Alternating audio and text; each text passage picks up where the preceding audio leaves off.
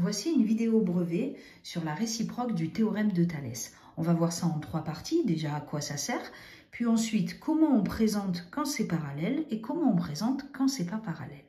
Donc déjà à quoi ça sert? On sait que le théorème de Thalès, vous vous souvenez, ça sert à calculer des longueurs manquantes dans une configuration de Thalès, c'est-à-dire par exemple comme ça.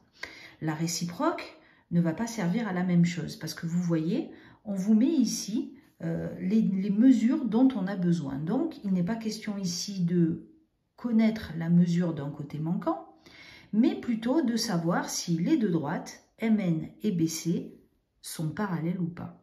Donc là, je vais les faire en rouge, comme ça au moins. Voilà, c'est de ça que ça parle. Donc la réciproque, c'est pour savoir si les droites sont parallèles ou pas.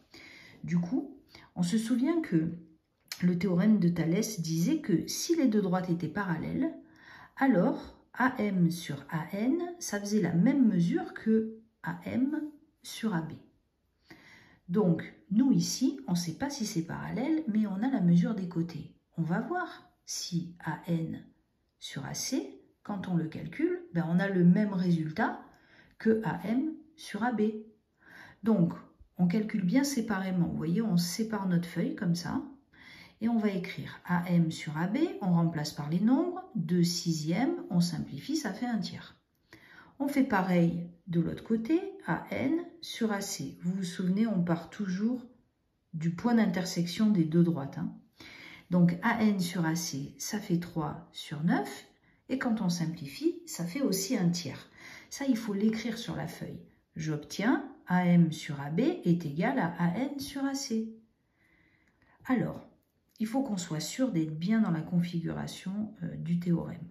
Donc, on écrit 2 plus les points A, M, B et aussi A, N, C sont alignés dans cet ordre. Vous voyez, je n'ai pas noté par exemple B, A, M. Non, là, ce n'est pas dans le bon ordre.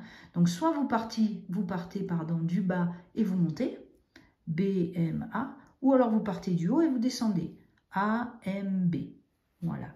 Donc, on écrit cette phrase.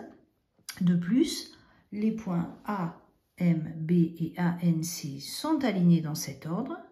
Donc, selon la réciproque du théorème de Thalès, les droites MN et BC sont parallèles. Et voilà, ni plus ni moins. Alors maintenant, il y a des cas de figure. On va voir ça dans la 3e partie où vous savez, on n'a pas l'égalité.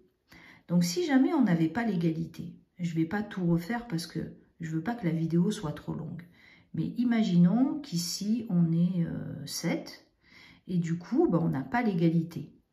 7 sixièmes n'est pas égal à 1/3. Il nous suffit d'écrire « J'obtiens AM sur AB n'est pas égal ».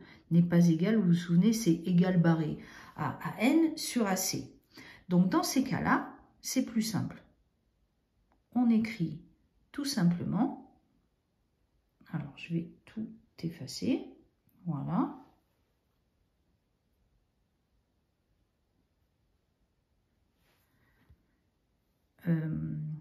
Hop, donc ça c'est bon. Donc, on peut écrire par exemple, l'égalité n'est pas vérifiée.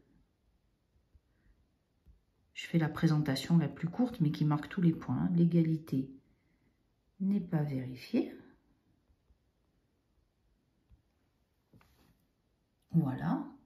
Donc, du coup, vous avez compris, les droites ne sont pas parallèles. Les droites MN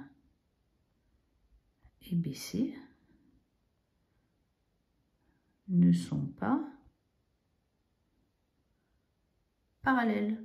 Et là, on ne cite pas la réciproque, parce que la réciproque, on la cite que quand ça marche.